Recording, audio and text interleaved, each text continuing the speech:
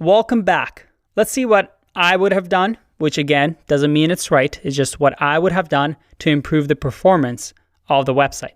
Hopefully you had fun with this challenge. Hopefully there are some trick questions there that you had to kind of get through, but again, I'm sure everybody did great. So we talked about minimizing files, minimizing delivery, and critical render path. Those are the things that we focused on in this section. So looking at the Keiko Corp website, it's not too bad. Let's refresh it here just to get those animations in. Yeah.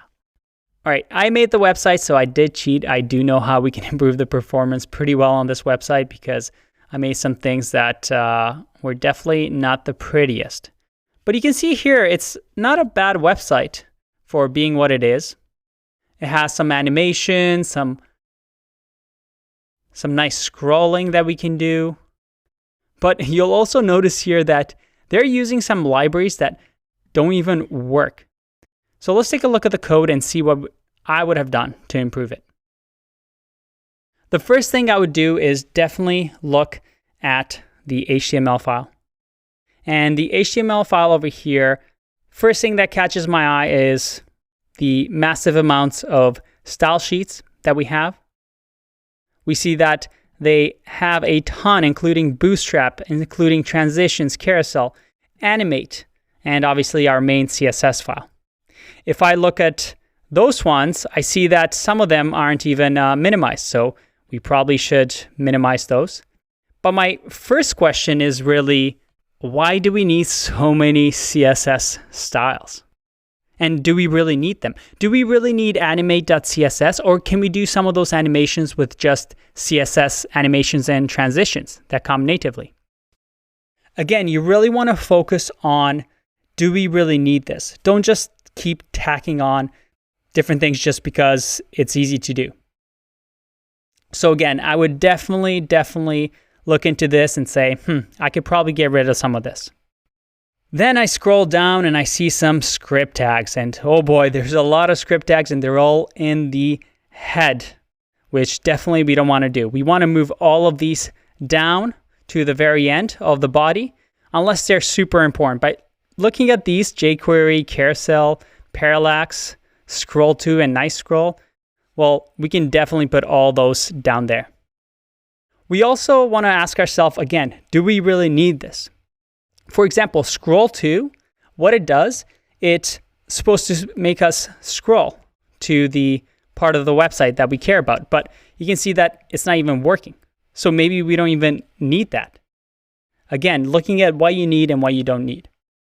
I then think about, maybe are these minimized? If they're not minimized, okay, this one is, but this one isn't. Perhaps we should minimize all of them. And then finally, combine all of these into one file. Maybe have one main bundle file and the rest are the vendor files, all in one. Again, minimizing our trips over the wire. And then scrolling down through here, typical HTML, nothing too crazy. Everything looks pretty good here. But again, let's review some of our points and see what we can improve on here. All right, so we talked about loading style tags in the head, loading scripts right below the body. All right, and then CSS only loading whatever is needed. We definitely talked about that. We didn't talk about above the fold loading. Again, looking at the website, we see that, well, we definitely have a nice scrolling website, but we don't need these images or any of these down below, especially the CSS. We only need the top part. So perhaps one thing we can do is actually add a style tag. Style tag, all right. It's really hard to type when you have a mic in your face like I do. Anyway, that's just a side note in case you wanted to know. With this style tag, I can have some styles just for the main part of the page that the viewer sees right away. And this way, I can just load my style sheets, like I showed you, after the page loads. And all the stuff below the fold loads afterwards. So that's one way. Another thing we can look at is the media attributes. Looking at this background image, it looks pretty big, and I bet it's not optimized for the mobile. So let's take a look at how big this image is. I'm going to open up the I can't talk. I'm going to open up the network tab with developer tools.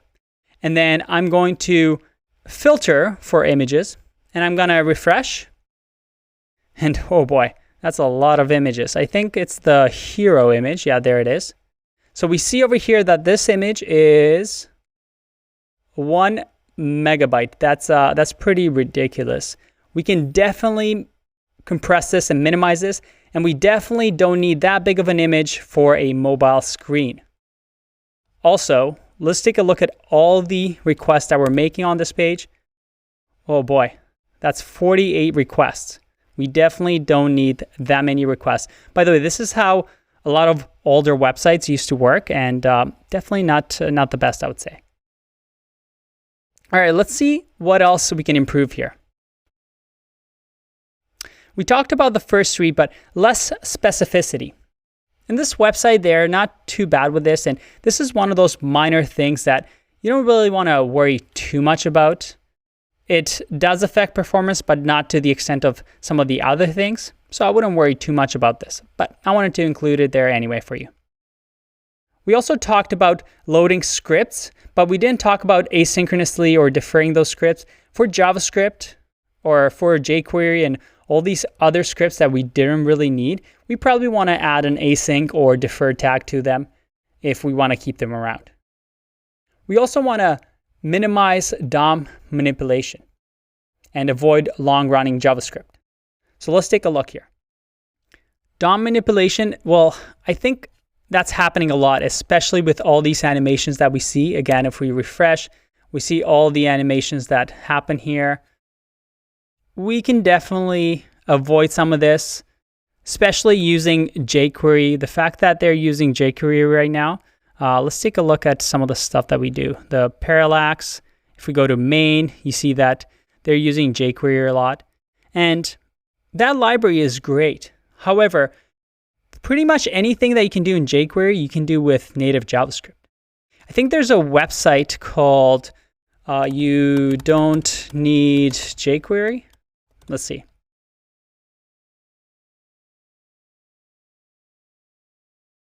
Or you might not need jQuery. And it actually shows you all the things you can do with JavaScript instead of using jQuery. So we can avoid using this massive library and just use JavaScript that comes with the browser. And again, we're using tools like Scroll2 or libraries like Scroll2 that is supposed to make our website clickable and scroll to that section, but it's not even working. So again, really testing out to see, do we really need this? And then finally, avoid long-running JavaScript. I don't think we have too much of that, but with animations, that can get pretty tricky. So again, things that you can improve on. And we're just scratching the surface here, but I hope you really had fun with this exercise. It was definitely fun making this website, and I'm really excited to see how fast some of these websites can get as I watch you post them into the community. But the key thing to remember here is that performance is a never-ending game. You can always improve performance of a website. You can always tweak that little thing. As a senior developer, you want to make sure that you spend your time wisely on things that matter. Figure out what's valuable for your client, for your business, for your boss, and do those performance optimizations, but only to the point that is needed. Because otherwise you're going to drive yourself mad. There's so many things you can do. Focus on those big ticket items, the key features, to make a website performant. I hope you had fun in this challenge, and I look forward to seeing you in the next video. Bye-bye.